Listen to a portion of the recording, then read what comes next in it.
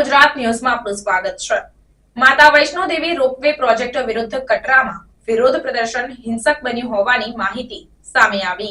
જમ્મુ અને કાશ્મીર પ્રસ્તાવિત માતા વૈષ્ણો દેવી રોપવે પ્રોજેક્ટ વિરુદ્ધ કટરામાં વિરોધ પ્રદર્શન હિંસક બની ગયું, જેમાં પ્રદર્શનકારીઓએ પોલીસ અને સીઆરપીએફ કર્મચારીઓ સાથે અથડામણ કરી।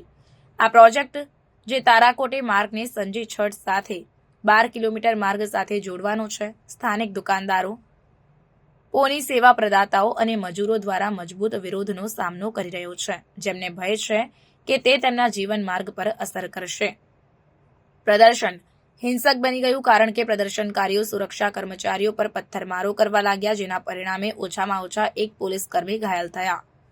પ્રદર્શનકારીઓએ દલીલ કરી છે કે રોપવે પ્રોજેક્ટ પરંપરાગત માર્ગને બાયપાસ કરશે, જેના કારણે વર્તમાન યાત્રા માર્ગ પર આધાર રાખતા લોકો માટે નોકરી ગુમાવવાનો ભય છે।